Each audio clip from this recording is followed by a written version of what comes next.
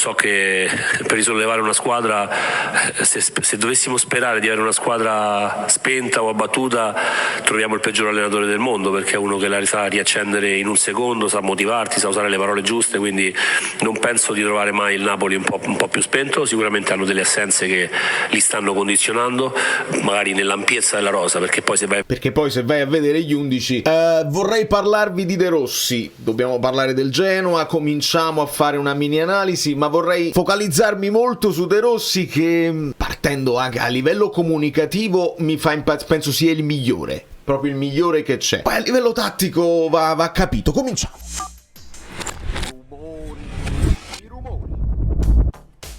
Allora, amici bellini, bentornati in una fase di studio, insomma, senza il telefonino. Ogni tanto mi piace fare il video col telefonino, è più genuino, e non c'è editing, quindi quello che mi viene, quello esce e non si può fare altro.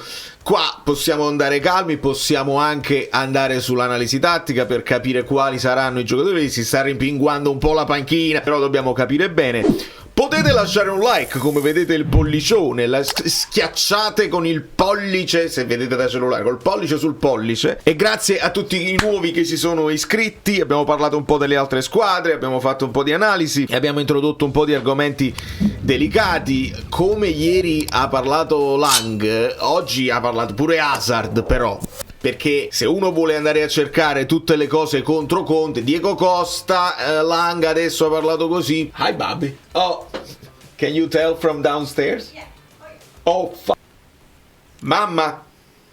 Uè.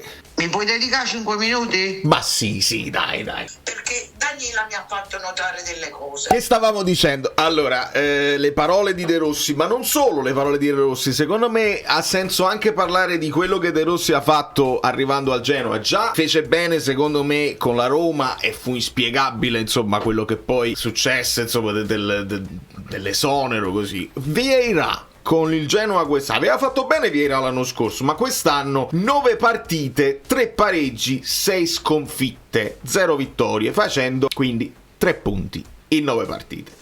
Doveva essere esonerato, per forza. Arriva subito una vittoria per il Genoa, ma quella non si può dare a De Rossi perché c'era Criscito e Murgita in panchina contro il Sassuolo 1-2. Questi sono i primi 3 punti. La cura De Rossi, la cura Murgita, la cura Criscito. Con De Rossi siamo arrivati a 13 partite, 4 vittorie, 5 pareggi e 4 sconfitte. Quindi 23 punti in 23 gare si spiegano così. Avevo preso anche uno schemetto perché vale la pena, secondo me, di vedere dove li ha fatti, come li ha fatti sti punti, perché poi molto fa il calendario e molto fa anche i giocatori che ha a disposizione, perché Colombo non è un bomber assoluto, ma De Rossi ha migliorato tantissimo la fase offensiva del Genoa. E vedete, con la Fiorentina 2-2, col Cagliari 3-3, guardate come si accetta anche magari di prendere qualche gol in più, ma le vuole fare. Questo è nella sua filosofia e lo dice anche in conferenza. Vince col Verona 2-1, vince con l'Udinese 1-2, riesce a segnare all'Inter però perde, non riesce a segnare all'Atalanta e perde, e segna alla Roma e perde. Queste sono le 3 partite con le big dove non sono riusciti a fare punti. Però pareggio col Pisa, pareggio col Milan, anche qui segnando 3-0 col Cagliari, non riescono a segnare solo col Parma, cioè la partita dove proprio la squadra più difensiva che c'è in Serie A, 3-2 col Bologna e perdono 3-2 con la Lazio, la partita dei falli di mano, eccetera eccetera. Insomma, De Rossi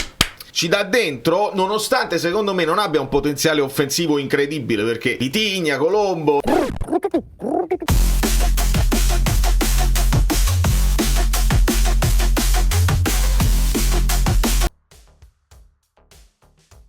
si cerca di far spingere il più possibile Norton Caffey. Hanno recuperato un Malinowski che a centrocampo ti dà qualità, ti dà balistica, ti dà possibilità di rifinitura e di tiro in porta. Voglio andare a vedere anche un po' le posizioni medie dell'ultima partita per capire come giocano. Però volevo chiudere poi dopo con le parole che De Rossi ha per Conte, perché fa strano che lo attacchiamo magari anche noi all'interno del nostro ambiente, mentre all'esterno c'è ancora stima. Poi insomma si sono conosciuti in nazionale, piano. Guardate com'è interessante, Colombo è il 29 che si abbassa, fa un po' di lavoro di rifinitura e torna a prendersi i palloni, diventa più avanzato Vitigna, molto mobile, e Norton Caffey che fa l'esterno a tutta fascia. Si spinge anche parecchio Mercandalli, quindi difesa a 3 che però quando hai la palla ti allarghi, Ostigard che temibilissimo sui colpi di testa, però un po' rough around the edges quando deve difendere, quindi qualche cartellino di troppo. Dall'altra parte Vasquez, ce lo ricordiamo bene, è lui che ci ha purgato più volte, Frendrup che è l'equilibratore di centrocampo, Ellerson e Martin che è anche un altro che va e che può garantire rifornimenti, quindi Martin da una parte e Norton Caffey dall'altra. Malinowski libero, vedete, di toccare il pallone un po' per tutto il campo, non è male. C'è il nuovo portiere che non conosco assolutamente bene, però per togliere il posto a uno come Leali deve avere delle qualità, e noi dobbiamo capire semplicemente se ho messo qua quelli in dubbio. Non lo so se c'è possibilità di recupero per Milinkovic-Savic, se Mazzocchi, pure ci hanno spiegato poco e male quello che ha avuto, qualcuno parlava di botta, qualcuno di affaticamento muscolare, Politano che stava cercando di accelerare i tempi, così come Rachmani. Possiamo mettere in panchina, addirittura ho letto che ha giocato Contini nell'amichevole contro il Giuliano proprio per evitare situazioni a Meret, che secondo me abbiamo anche capito questo, è rientrato in campo anche lui con una certa fretta per necessità. E quindi Contini, Giovane, Boukema che magari se lavorandoci tutta la settimana magari gli spieghi quello che deve fare, Alisson, Santos e Lukaku. Quindi se un Alisson lo vedi bene, può giocare in questa zona, un Elmas ti può far rifiatare almeno per qualche minuto, un McTominay e un Lobotka. Questo è quello che ci possiamo aspettare, confermando Vergara qui secondo me in vantaggio su Giovane. Oggi ha anche parlato e lo stesso Vergara ha ribadito che con Conte è migliorato tantissimo ed è stato molto specifico. Conte ha detto: tu sei forte, devi semplicemente rimanere attaccato con la testa e alle volte la stacchi, e Vergara è convinto di questa cosa qua, e quando un allenatore è credibile tu lo ascolti, e ci sono le parole di De Rossi a confermarlo. Ascoltiamolo un attimo. Antonio Conte ti dà le cose più importanti che un calciatore possa avere,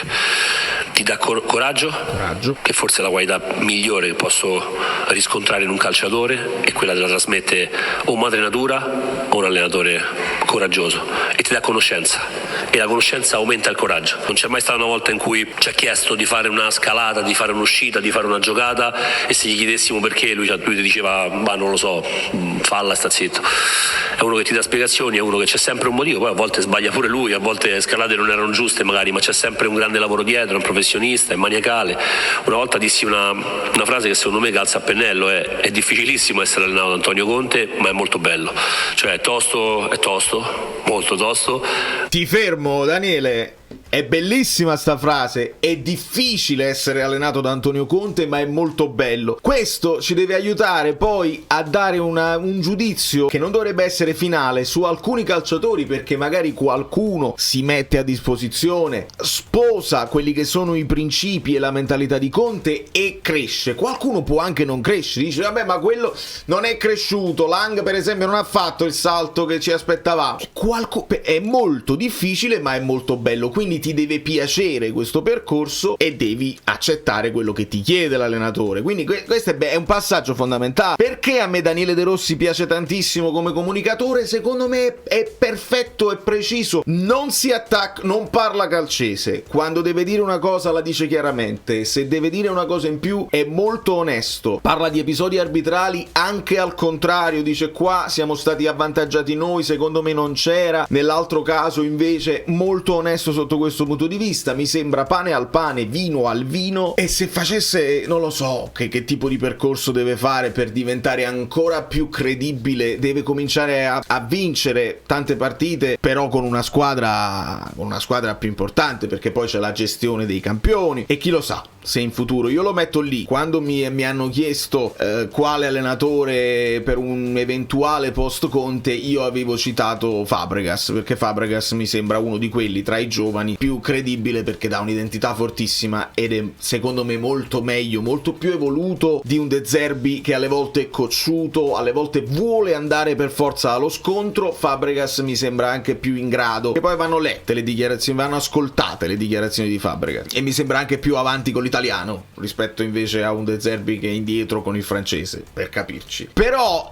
se non si riuscisse a prendere un allenatore, ma parlo in futuro, io spero che venga confermato Conte, però devi cominciare a guardarlo al futuro per quanto riguarda i calciatori e anche la guida tecnica, non Fabio Grosso. Sembra quasi che sai, poco. Allora, per dirvi, butto lì un nome non a caso. Ma un De Rossi sì, un De Rossi mi incuriosisce sotto questo punto di vista. Ma è bello perché è stimolante, perché ti tratta da giocatore forte, perché non ti dice vabbè non fa niente se non ci riesci, ma ti dice devi riuscirci, ti spinge fino al limite. Potranno dirlo meglio di me quelli che ce l'hanno nel club, secondo me ti dà anche una grande condizione fisica perché è uno che ti fa lavorare e è l'allenatore completo, è uno di quelli che rientrano nella lista dei campioni, insomma dei fuori classe, lo ha dimostrato, ha vinto sempre, ha vinto, poi ha perso, si è riciclato, ha rivinto, è andato in un'altra squadra e ha rivinto, ha vinto in Italia, ha vinto all'estero. Lo ritengo un fuori classe assoluto, al di là dello schema, al di là del modo di giocare, al di là della squadra che allena, insomma è uno di quelli che se fossi un presidente di Serie A il primo nome che avrei in testa avendo una squadra sarebbe il suo. De Rossi dice anche una cosa sui campi. Con i campi nuovi, che non guasta perché i campi sono perfetti, quindi questo aiuta insomma il fatto che la palla possa scorrere meglio, possa essere controllata meglio e i giocatori possano andare più veloce, ma ho visto... Hanno rifatto i campi, evidentemente, nel centro sportivo a Genoa. Insomma, mi piace De Rossi. Mi continua a piacere Conte perché ce lo ha dimostrato sul campo. Lui continua a non parlare anche di fronte a una settimana libera. La settimana tipo non era solamente ovviamente una questione di impegni di Champions, non parla più. È arrivato al limite. Quando parla comunque le sue parole le twistano e le sfruttano per fare polemica. Quando non parla fanno polemica lo stesso. Adesso non ha finito le cose di cui lamentarsi. Quindi parla o non parla non aiuta. Io continuo a pensare che parlare prima della partita ci potrebbe regalare un Conte meno influenzato dal risultato, che poi alle volte se non è positivo lo può portare a dire delle cose calcando la mano su certi argomenti. Sarebbe meglio il Conte per quanto mi riguarda, anche per capire, perché poi anche Conte è molto sincero e certe cose ce le dice anche se magari non dovrebbe. È la voglia mia di capire il più possibile della situazione del Napoli e potervi dire un dettaglio in più. Ma tant'è, vediamo se domani ci danno più notizie dai campi, in modo tale da poter fare un'analisi tattica degli accoppiamenti in base a quelle che sono le notizie, perché siamo in antivigilia. Nel frattempo io vi chiedo un like, vi chiedo cosa ne pensate di Daniele De Rossi e aggiungo sì, anche Kivu è molto furbo, è molto bravo, ha capito subito qual è la comunicazione che piace a tifosi e all'ambiente. Ogni tanto ci mette dentro anche la parolaccia, è anche forte di una copertura mediatica molto più importante, però De Rossi mi piace di più. Lo volevo dire e l'ho detto. Da New York, Valerio Fluido è tutto, vi abbraccio e vi bacio. Iscrivetevi al canale, non vi preoccupate, perché quando arriviamo a 30.000 io apro quell'altro canale.